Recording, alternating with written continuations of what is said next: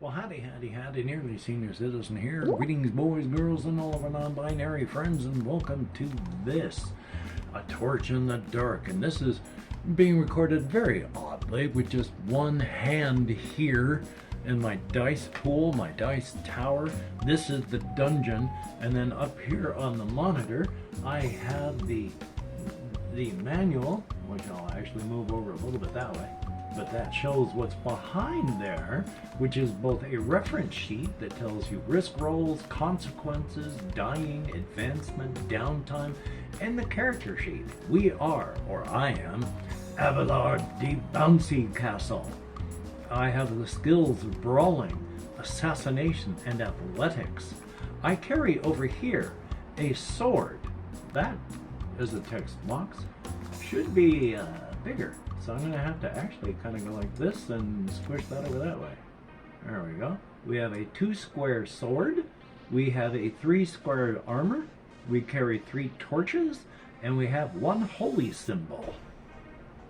So that's all of the inventory space that I have. And over here I have a little mark because, you know, if I pick up corruption or anything, I'm going to want to be able to mark that. And this so that I can put down here for notes and companions and the like. So there we go. And with the dungeon over here with our dice pool, and here I'm going to do some more reading to introduce us to this whole thing, because this is the rule book. And as we go through it, it teaches us all sorts of things, but I think this is important because Brada twice betrayed. Brada was the one that brought the revolution to the city. But then the dead that had been cast down came back, and the corruption cast by a curse corrupted the council of the revolution, and they hanged her by the neck. Before they hanged her, Brada twice betrayed, said, "The dungeons beneath Kindberg have served as burial ground for the noble lords of the realm since time immemorial. Whenever their syphilitic bodies finally succumbed, whenever their dark deals and devilry and diabolism finally came due, we put them to rest in their ornate crypts beneath the city. When the People's Revolution reached this city, we threw the nobles into these pits." I have very bad eyesight, I am very sorry.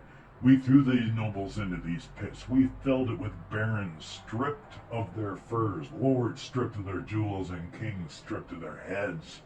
We packed their precious mausoleums to the brim and buried them with their lies. But we underestimated their desperation with his final breath. The Emperor Titankind cursed Kindberg and all who lived therein. He called upon the power of demons and devils he had served during his terrible reign to curse the People's Revolution. The dead kings have arisen, our crops are blighted, and the Revolutionary Council has become corrupt. The last act of the revolution falls to you. It is up to you to twice kill the undead lords and reclaim their stolen wealth. It is up to you to delve into the darkness and end the last emperor's death curse for the realm, for the people, for the revolution." and so yeah, we are a character. There are phases of play. We draw cards. There's inventory. Consequences are fun because this is a list of consequences, and you have to these aren't even all of them. They encourage you to come up with more of your own. So when you lose on a risk, you can mark a condition or expend an item or lose an item or become corrupted. If you have a companion, they can get hurt. And you have companions. Death is easy. If you have more conditions than you have skills, you die. If you ever become fully corrupt, you die. If you run out of light, you die. So it's not good. And the character, of course, their skills and items, example characters, and then delves. So now we are, well, and then of course you can cleanse, recover, resupply, and rest if you head back to town. But now, the vault of Viscount Allard Hund. Now, Brada is still a ghost. At least in the first one she was. I don't know if she is now, but she's supposed to be saying, The Viscount was in charge of wheat production for Kindberg. The Royalists claimed that he Whoopsie. died of exhaustion plowing the fields, but we all knew that man never set foot on a farm, not unless it was to berate his workers or to secret away his best farmers. His soul was probably claimed by the demons the Highborn consorted with, though I also heard a rumor that he died on the commode. He had a habit of forcing his best farmers to be buried in his vault, and sometimes he wouldn't even wait until they were dead. The Viscount hated the idea that other lords would steal them away and profit from their labor. After the Revolution, many people have attempted to delve into the vault, seeking the remains of their families and some personal recompense from this dreadful landowner. He was a cunning and loathsome man, and we cannot afford to see his like rise again. Expect other desperate delvers and traps fashioned from farming equipment. Well, well, well. So the goal is to kill the Viscount Elard Hund, and we just draw cards now, and we take a look at the card, and we apply the card, and we do our encounter. In 1.1, each of the 52 cards had a different thing. This is 2.2. It does not matter on ace through 10. The number is all that matters. The suit is not important. This is a 3. And on a 3, oh no, a pit opens beneath you. Rusted iron pitchforks line the bottom. Risk it. Well, that means I need to roll some dice. Let's take a look at the whole risk it thing here. +1 for each relevant skill. Athletics could work. And then +1 for each relevant item? No. +1 for each relevant companion? No. +1 if I push myself. That might be smart. Take 1 stress. So let's move this stress up to here. And now we have 2 dice to roll. We have no corruption. We're not facing a demon. Oh boy. This is it. I can only roll these 2 dice. I need a 6 for a full failure, a success, a 4 and a 5 for a partial success, and take a consequence. And a 1 through 3 is failure. I rolled these 2 dice. I picked the highest. I'm risking it on this fall into the pit. Oh darn. Well, I succeeded, but I have to take a consequence. And the consequences, of course, are mark a condition, expend an item, mark 1 corruption, harm a companion. Well, you know what? I have 3 marks of armor here. And in this spiky bit, 1 portion of my armor was damaged. That's what I get for falling into a pit. That's not good. So let's see what happens when we enter the next. Oh, 5. And the 5, you see traps set in the walls ahead, scythes and rakes that swing from the walls. Risk it. That's another 2 dice. I can't really see anything else that would do it, but oh no, I can't do that. Athletics? Maybe brawling. I could see brawling work. So we're not going to do push it. We're only going to do the 2 dice for brawling and athletics.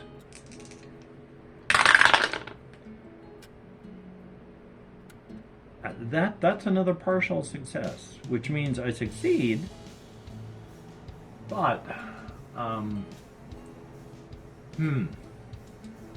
expend an item, mark an item. Oh, yes, I was going to take this. We're going to go with I am bloodied. So as a note, a consequence is, or condition, we're going to copy that, paste it, move it up here, condition, and I am bloodied. Hopefully I spelled it correctly. That's hard to say. I think I'd have to go in and... There. Bingo. We are bloodied. That's not fun. Let's head back to the tomb of the Viscount.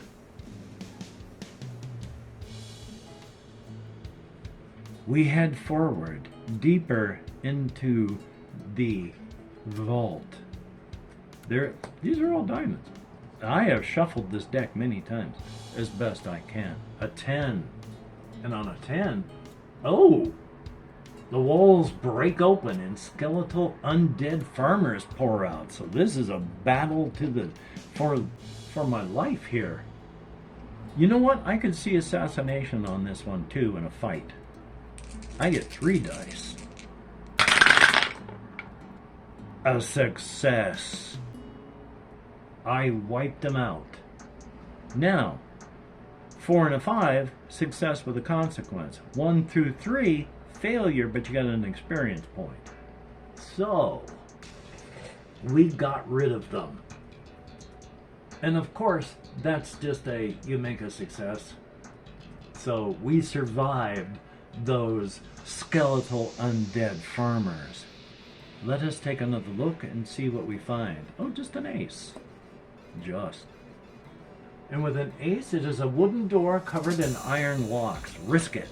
Now, what I'm trying to do is break through. So, risking it in this case, I could see brawling and athletics. 2 dice, and I'm not going to push it, because I probably shouldn't have pushed it yet. Oh, but I don't want a consequence.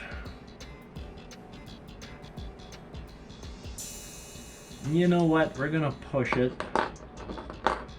We're going to take another stress.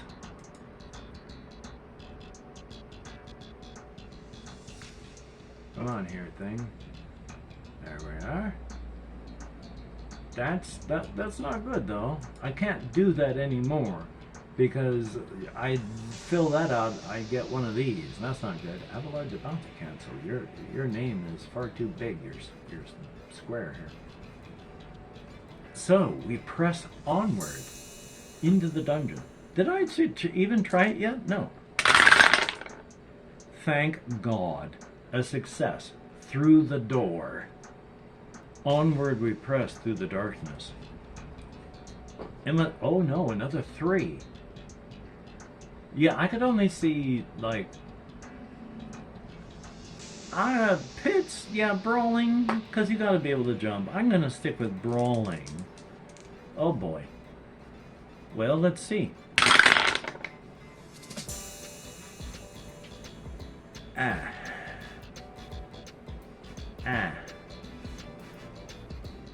Okay.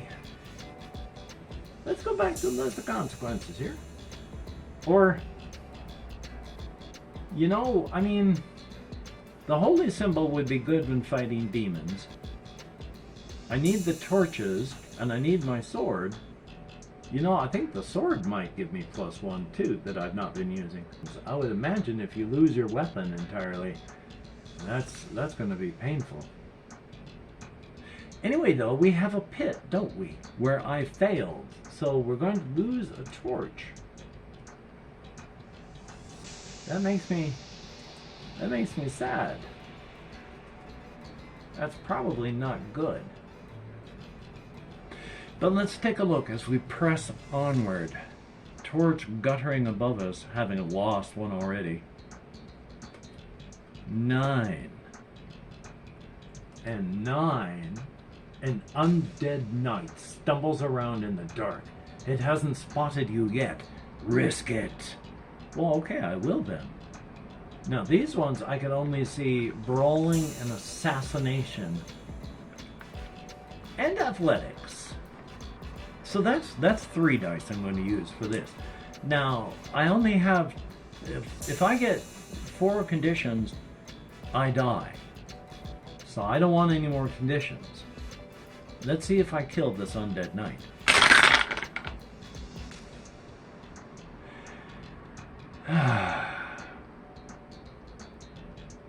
Our highest one is a 4. That is a success. but I have to take a consequence. Oh boy. I don't have any companions. I suppose I could take one more condition. And then... oh boy, I mean, I succeeded. I've forgotten where the list of conditions is. Okay, here we are. I am also bruised now.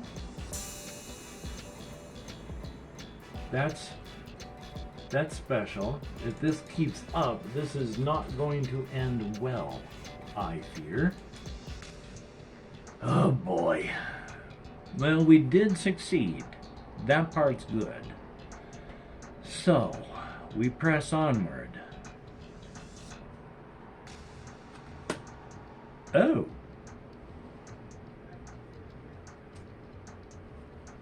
Oh.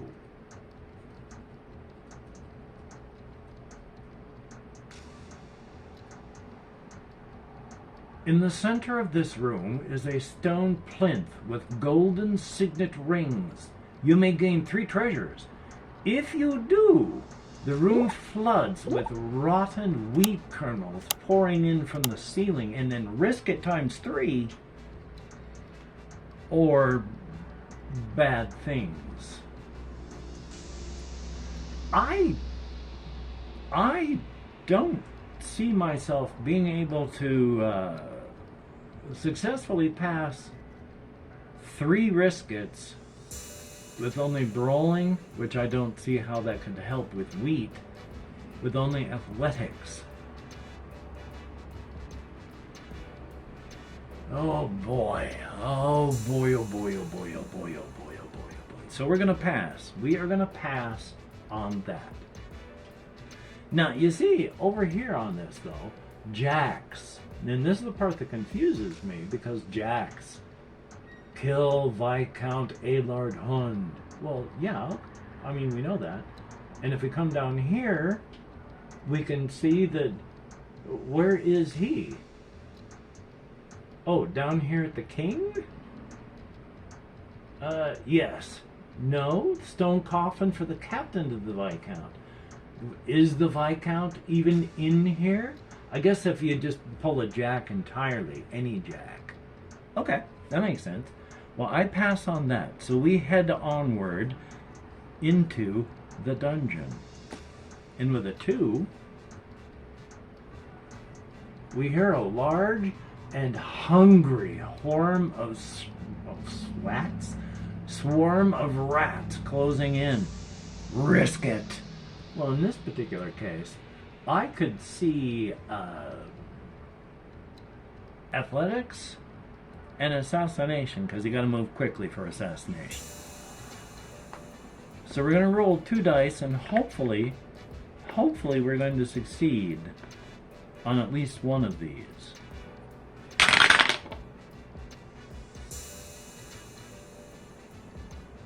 I mean,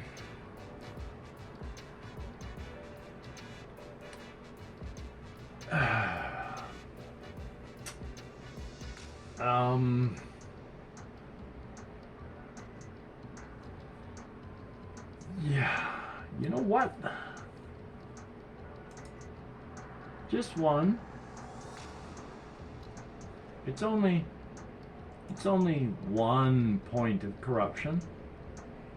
And just because I don't have any treasures to turn into stash so that I can get rid of any conditions or corruption does not necessarily mean that I'm hosed like a Christmas monkey. Did I? Oh yes, I had 1 success, but I had to take a consequence. And now we go on to 4, which is, once again, I believe, yes, the ceiling. Oh! No, the ceiling above you collapses when the hall begins to flood with rotten grain. Risk it. Yeah, assassination and athletics, those 2 things that I could see. I don't have anything else that could help. I probably should have been on battles. I do have a relevant item. Sword. And armor, so I should be having 2 dice for that. Foolish me. We'll have to remember this.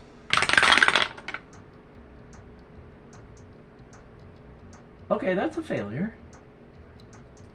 That's a failure.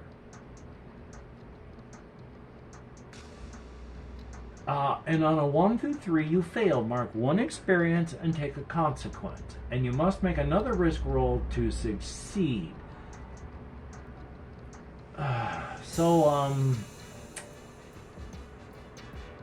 We get an XP point though. So let's mark the XP. And we get a consequence.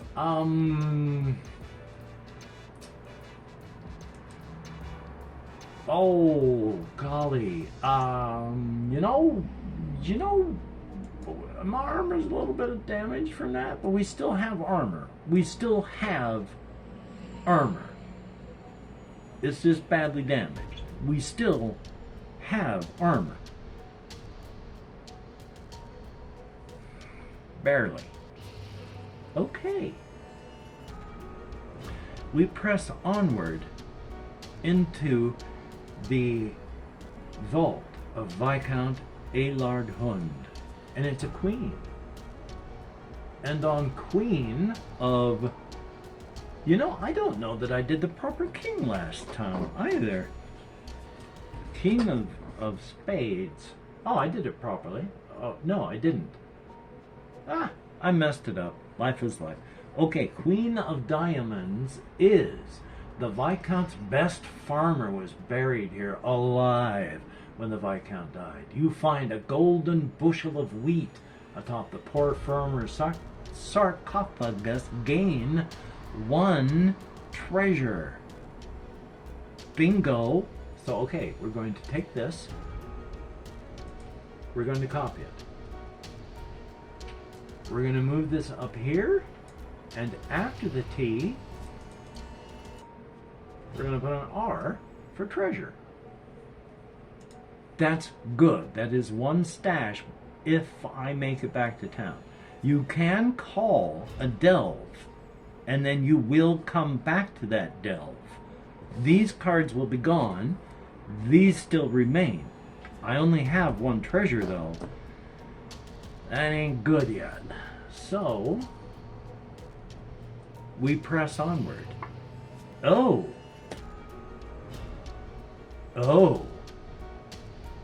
The tomb of Viscount Aylard Hund is full of painted frescoes and statues imitating the wheat farmers who suffered under him for years. His elaborate sarcophagus slowly opens. Risk it ×3. Yeah, there's the count. I gotta risk it ×3. Well, I still do have sword and armor, brawling, assassination,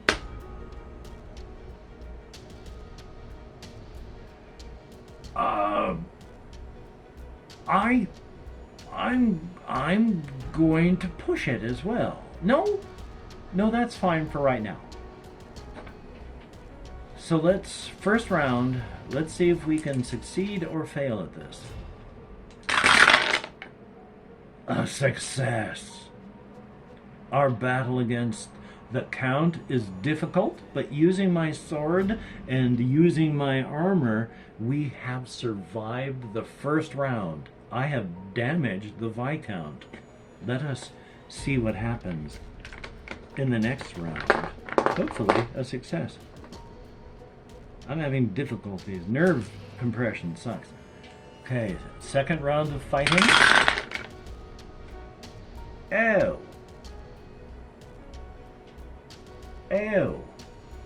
Well, that's a success with a failure. Not a failure, a consequence. That is I gotta put my hand over here, I keep forgetting. That is a success with a consequence. My sword gets a little damaged. But we are okay. So that's 2 successes now. I think I forgot to roll to get out of the wheat, but I'm not going to worry about that.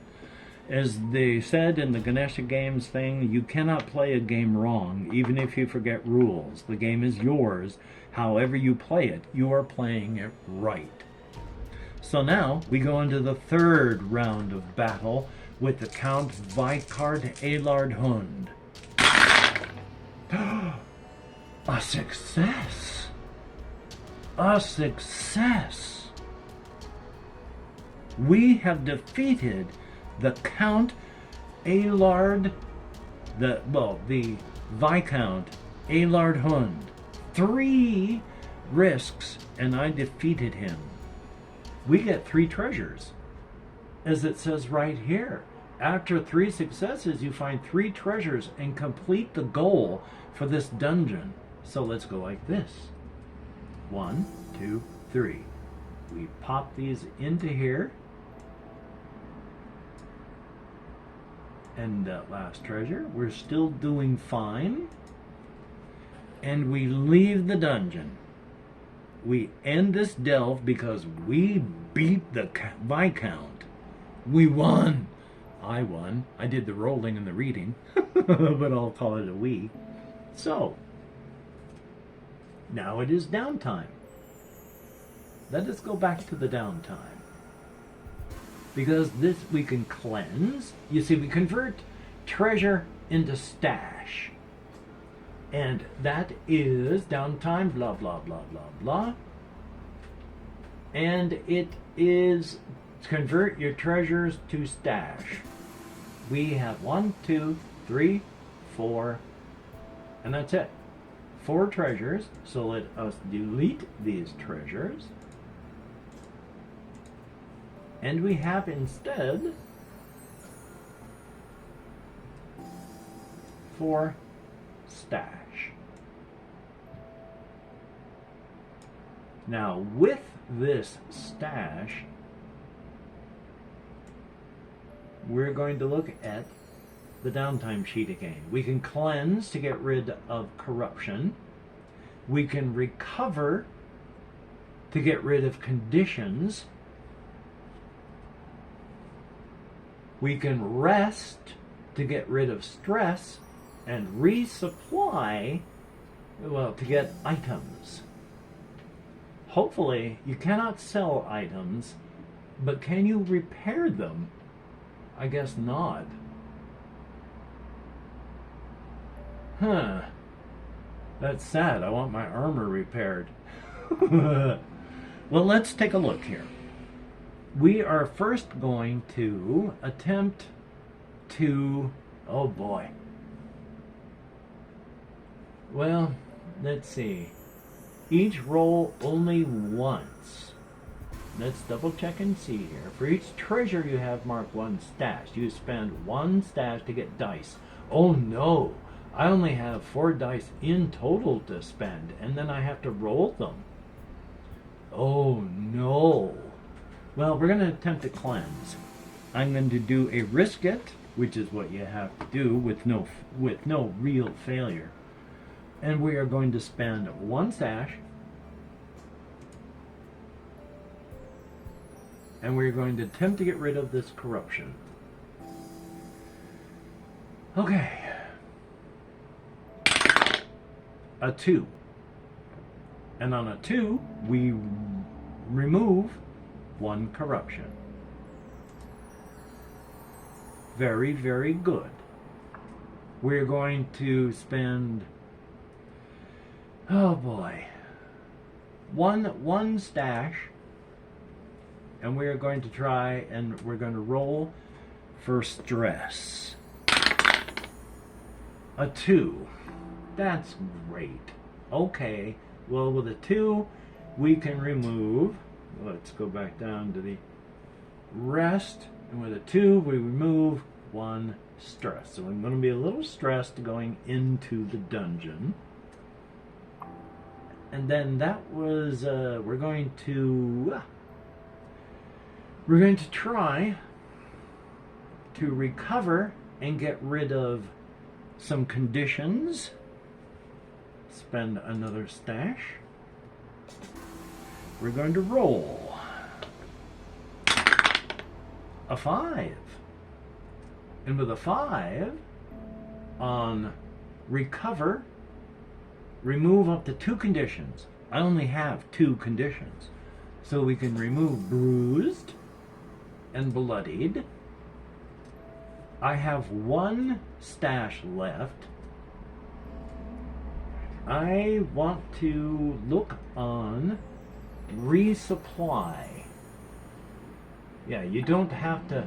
When you restore, you can recover any lost load from an item that was expended. Okay, so we're going to roll for resupply. I have only the 1 die left, so a 3.